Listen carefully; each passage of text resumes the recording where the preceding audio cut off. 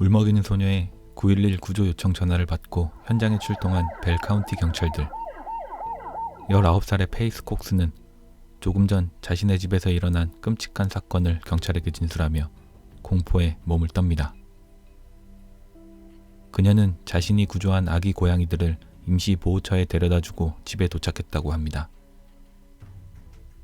옷을 갈아입고 그녀는 부엌으로 걸어갑니다. 현관 쪽에서 들려오는 덜컹거리는 소리를 듣고 그녀는 현관문 쪽을 바라봅니다. 순간 잠겨있던 문이 열리고 머리가 쭈뼛서는 순간 그녀의 시야에 들어온 한 남자. 그녀가 3년 전 교제했던 전 남자친구 크리스토퍼였습니다. 집 안으로 성큼성큼 들어온 그는 페이스의 얼굴을 주먹으로 가격해 그녀를 바닥으로 쓰러뜨립니다. 그로부터 도망가기 위해 발버둥을 쳤지만 그녀는 벗어날 수 없었습니다. 그는 그녀의 두 팔을 머리 위로 올려 꼼짝할 수 없게 힘으로 제압한 후 커터칼을 집어들었습니다. 공포에 떨고 있는 그녀의 눈을 내려다보며 그녀의 가슴에 칼로 X자를 긋습니다. 그리고 그녀의 얼굴을 또 한 번 칼로 그으며 이런 일들이 그녀의 언니들에게도 생길 거라는 섬뜩하고 공포스러운 말을 하고 떠나갑니다. 그녀는 자기 몸에 새겨지는 칼소리가 귀로 생생하게 들렸다고 말했습니다.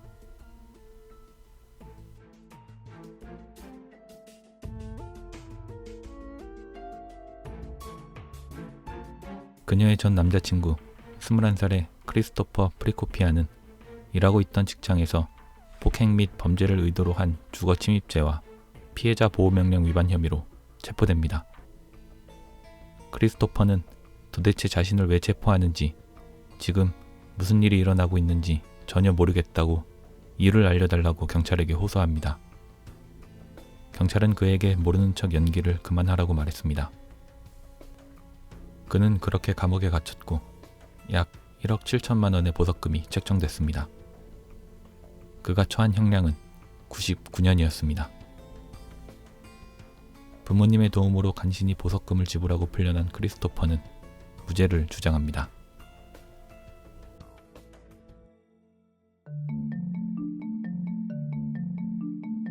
I had no idea who accused me of this. I had no idea why everything's happening, and I was lost.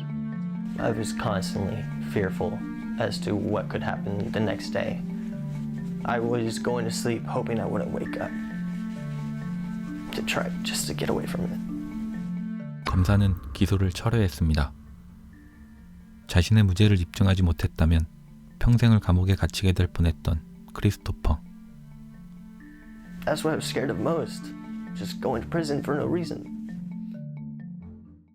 그의 혐의를 벗겨준 것은 한 장의 페이스북 사진이었습니다.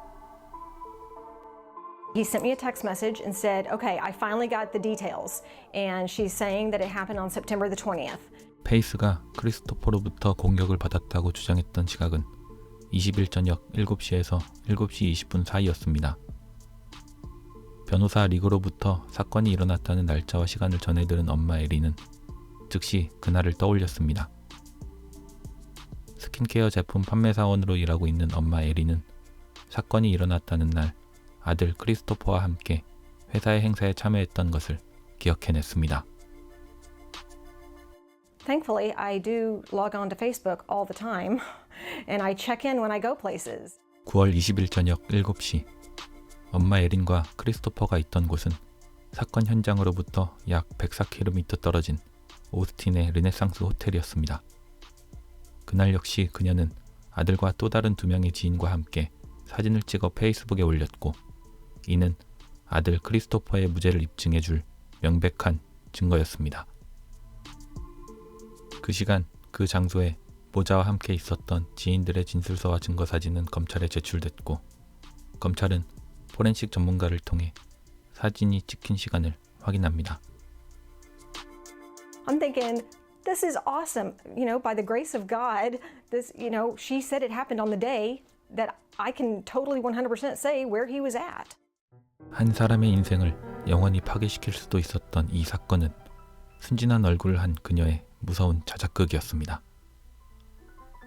한 달 후 검사는 크리스토퍼의 무죄를 인정하고 사건을 철회했지만 크리스토퍼와 그의 부모님은 지난 9개월간 두려움과 고통에 시달려야 했습니다.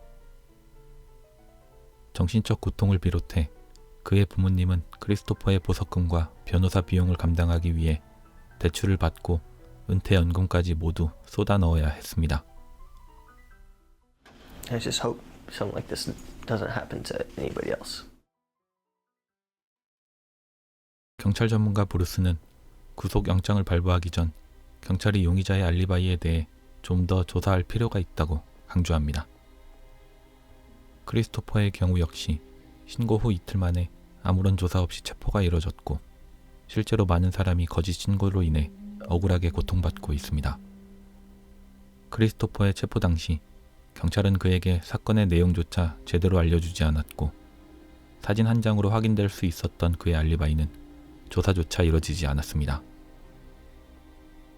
It was basically word of mouth, and there was a warrant for my arrest. 그의 변호사 릭 플로레스는 크리스토퍼의 경우 매우 운이 좋았다고 말합니다. Most of the time we deal with gray matters. It's not normally black and white. How lucky he is that she picked that particular day, and how scary it is that if she had chosen any other day, it would basically be his word versus hers, and he'd be looking at 99 years in a Texas prison. 크리스토퍼는 페이스가 자신을 신고한 이유를 여전히 이해할 수 없다고 말합니다. It was terrible. It was heartbreaking. It felt like nobody could believe me. Nobody wanted to believe me. 그는 페이스와 같은 고등학교에 다니며 3년 전 6개월간 데이트한 것이 전부라고 말했습니다. 그의 말에 따르면 헤어진 후 페이스와 연락조차 하지 않고 지냈지만 2016년 그녀는 괴롭힘을 이유로 법원에 보호 명령을 신청했다고 합니다. 크리스토퍼는 그녀의 주장을 부인했으나 법원은 그녀의 손을 들어줬습니다. 그녀는 경찰에게 크리스토퍼로 인해 정신적 고통을 받고 있다고 말했습니다. 2018년 12월 거짓 신고 혐의로 페이스에게 영장이 발부됐고 그녀는 변호사와 함께 자수합니다. 그녀에게 거짓 신고를 한 이유를 물었지만 대답을 거부했습니다. 약 200만 원으로 책정된 보석금을 지불하고 페이스는 즉시 풀려났습니다. 그녀에게 내려질 처벌은 약 200만 원 이하의 벌금이나 6개월 이하의 실형이었습니다. 2019년 페이스는 양형 거래를 받아들이고 약 200만 원의 벌금과 12개월의 집행유예 선고를 받지만 이 판결마저도 유예됩니다. 즉, 그녀가 12개월 동안 아무런 문제도 일으키지 않는다면 그녀가 받은 집행유예 선고마저 무효가 되는 것이었습니다. 한 사람 인생과 그의 가족 전체의 삶을 무너뜨릴 뻔했던 그녀는 그렇게 재판장을 걸어 나갔습니다. Want her to realize the pain she has caused me. 경찰은 실제 이러한 허위 신고자의 처벌에 관해 관대한 입장을 보인다고 말합니다.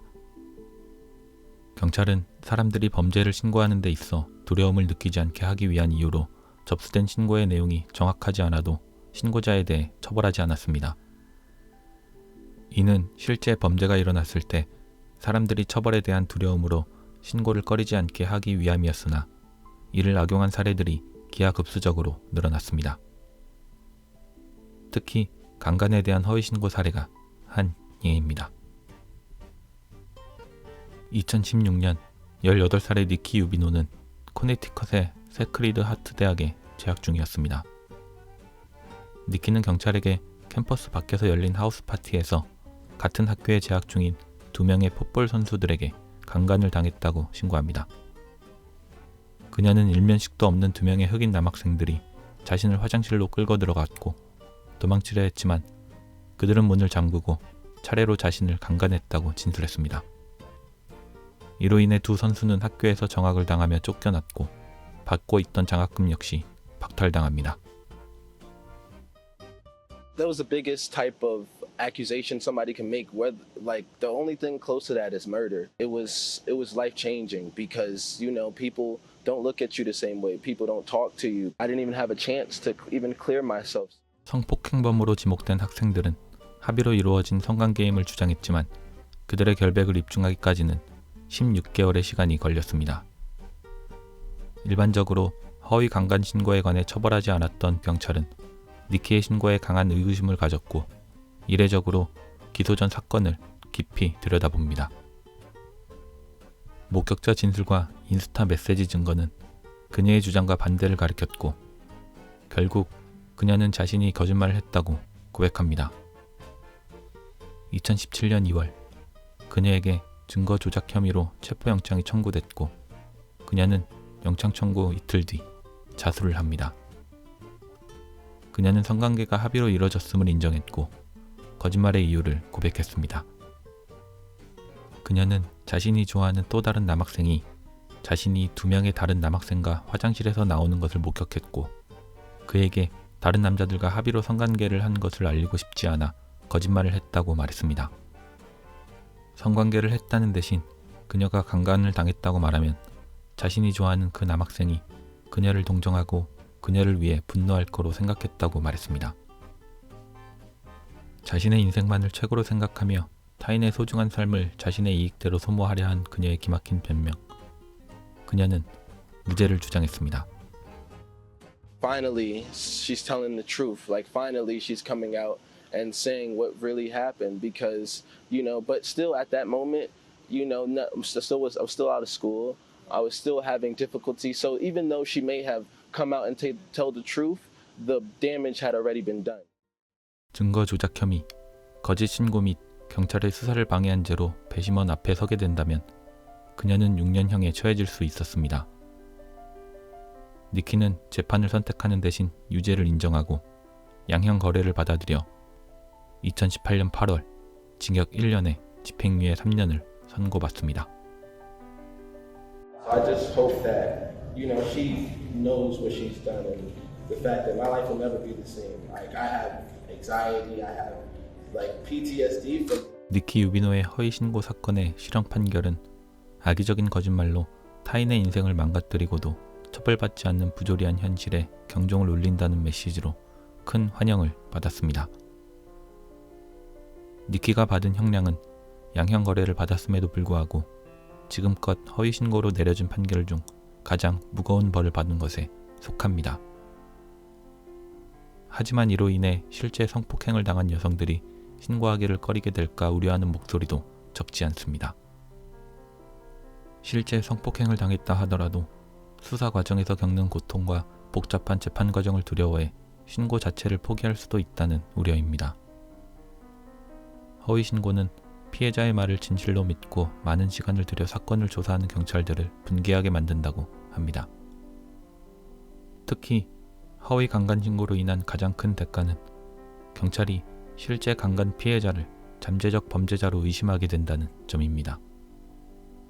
이런 사건이 많아지고 보도될수록 여성들이 강간에 대해 거짓 주장을 한다는 사회적 관념을 만들게 된다고 성범죄 수사관 양성교육을 맡은 리즈 도너가는 말합니다.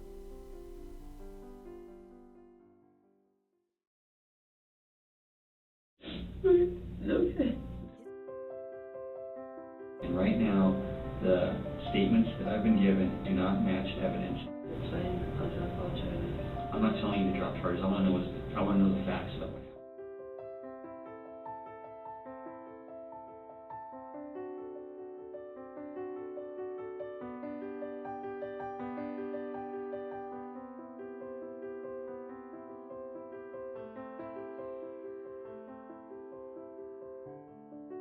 I don't feel that's justice. I feel like I'm incapable to actually trust a woman again. Giving me the opportunity to share it gives me the opportunity to clear my name, because I still feel like my name is not clear. I know nothing about sex, so.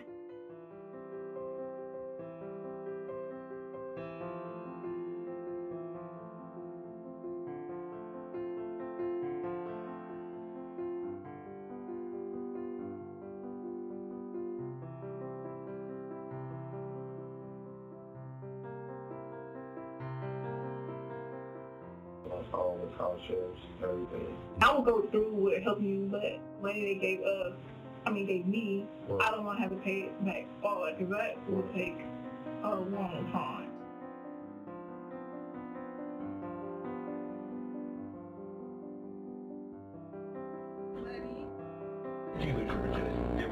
after him before him.